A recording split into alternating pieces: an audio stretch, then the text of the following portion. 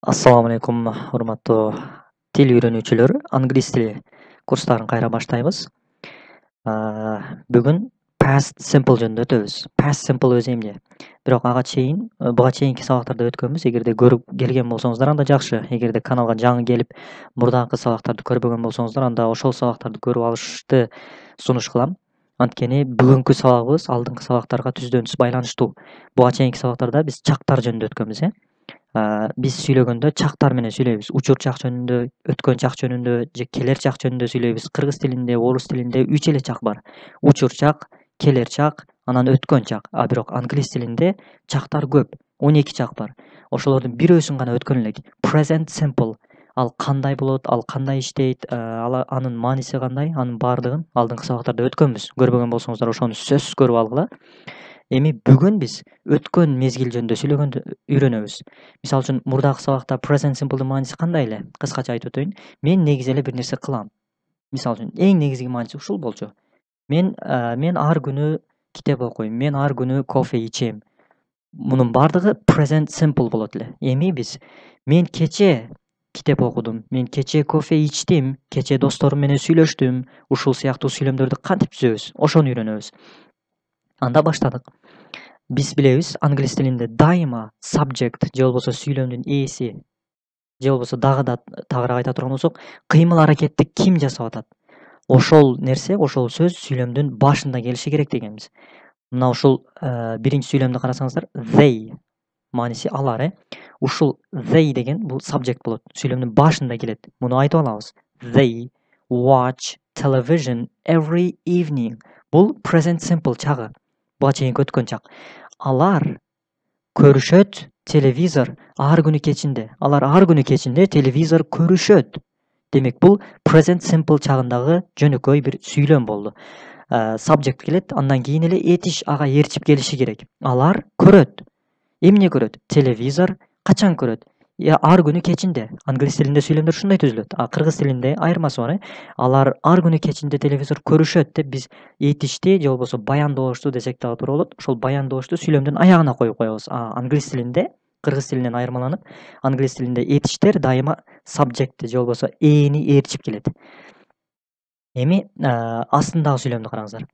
They watched television every evening. Бул past simple. Мына ушул past simple. Айырма эмнеде?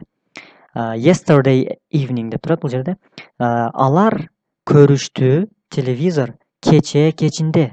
Алар кечинде телевизор көрүштү. Кыймыл аракет бүттү. Болуп бүткөн кыймыл аракет жөнүндө сүйлөп атабыз. Ушуга көңүл буруш керек.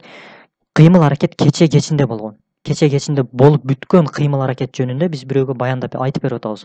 Демек, ушул past simple болот. Эми мааниси ушундай. Сүйлөмдүн түзүлүшүндө кандай айырма бар present simple менен? Айырма бирөө гана. Айырма мына бул этиште. Кара тамга менен жазылып турган этиште. Биринчи сүйлөмдө watch болду. Этиши өзгөрүүсүз келди. Экинчи сүйлөмдө watched.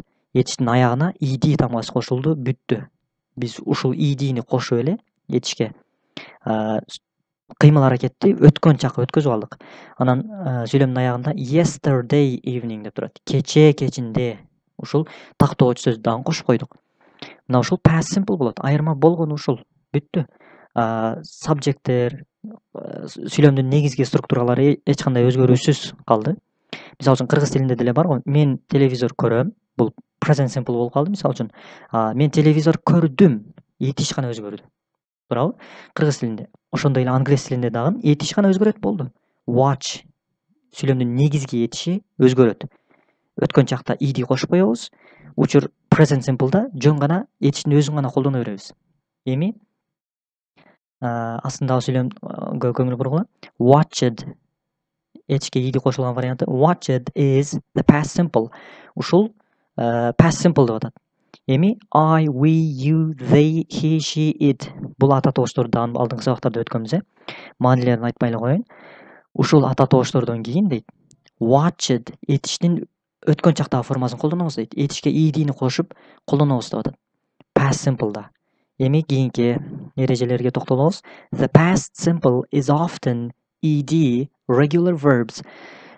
Past simple көбүнчө этишке ed кошулуу менен жасалат дейт. Көбүнчө, дайым эмес бирок. Misal üçün work, worked, clean, cleaned, start, started, dance, danced, stay, stayed, need, needed. Байқағыла етіштердің бардығына бұл жерде ed ғана қосылды, бүтті. Past simple'ға өткізіп алдық қимыл әрекетті. Еме бірнеше сөйлемдер берілген бұл жерде, байқағыла. I clean my teeth every morning. Бұл сөйлем present simple болып қалады. Мен тазалайым, жуам, тиштерімді жуам. Ар күн ертеменен. Мен ар күн ертеменен тиштеримди жуам. Негизи эле жуам. Бул жерде кыймыл аракеттин ээси I, мен болуп атат. Андан кийин тиш өзгөрүүсүз келинди. Clean. Эми кийинки сүйлөмдү караңыздар. This morning, бүгүн эртеменен I cleaned my teeth. Мен жуудум тиштеримди. Clean деген этишке биз ed'ни кошуп койдук, бүттү. I cleaned my teeth. Эми кийинки сүйлөмдү карайбыз. Terry worked in a bank from 1996 to 203. Terry иштеген банкта. 1996 жылдан 2003 жылга чейин Terry банкта иштеген. Work, иштеген. Кыймыл аракет ошол жылдары иштеп бүткөн болду. Азыр иштебейт. Болуп бүткөн кыймыл аракет жөнүндө айтып атабыз. Бул жердеги сүйлөмдө дагы. This morning I cleaned my teeth. Мен бүгүн эртең жуудум тиштеримди. Бүттү. Кыймыл аракет болуп бүттү. Ошол жөнүндө айтып атабыз. Yesterday it rained all morning. Кече жамгыр жаады эртең менен. It stopped at lunchtime. Ал түшкү убакта бүттү, токтоп калды.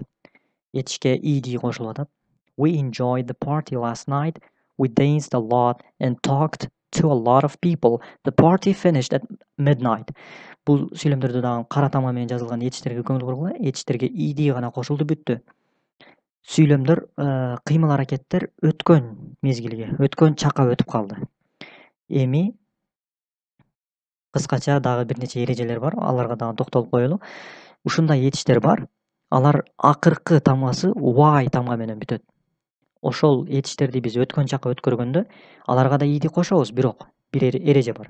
Ошол y тамгасын алып салабыз дагы, ордуна I тамгасын коебуз. Анан ed кошуп коебуз. Мисалы үчүн try, tried, study, studied, copy, copied. Жазганда, бул жазуу эрежелери да. Айтканда эч кандай мындай айырма деле болбойт. Болгондо ошол y тамгасын билип алгыла, аны алып салабыз дагы, ордуна I тамгасын коебуз. Дагы бир эреже бар. Кээ бир этиштер бир слогдон турат. Кыска этиштер бар. Аларга дагы ed кошобуз. Кошкондо бир эреже менен кошобуз. Акыркы үнсүз тамгага дагы бир ошол эле тамганы кошуп туруп, анан ed кошобуз. Мисалы үчүн stop, бир слогдон турган кыска этиш. Эми өткөн чакка өткөзгөндө stopped, дагы бир p'ни кошуп коебуз аягына. Же болбосо plan, planned. Ушул сыяктуу кыска бир слогдон турган этиштер бар. Аларды дагы билип алышыңыздар керек болот. Эми этиштерди жаттаганда аны үйрөнүп аласыңар. Кайсынысы кыска этиштер экенин аны окуганда деле билип аласыңар. Эми past simple'дын эң негизги жана кыйын мындай бир жаттап алыш кыйын болгон жери ушул болот. Биз айттык, бардык эле этиштерге ed кошуп кое албайбыз дедик, бирок көпчүлүк этиштерге кошобуз. Бирок кээ бир этиштер бар, аларга ed кошуп болбойт. Past simple'га өткөзүш үчүн. Ал этиштердин өткөн чактагы өзүнүн формасы бар, башкача айтылат. Мисалы үчүн бул жерде жазылып турат. Some verbs are irregular, not regular. Туура кээ бир этиштер бар, алар туура эмес дейт. Irregular деген туура эмес. Туура этиштерге биз ed кошуп коёр экенбиз. Туура эмес этиштердин өзүнүн өткөн чактагы формасы бар. The past simple is not ed. Демек ed кошо албайбыз ал туура эмес этиштерге. Мисалы үчүн began,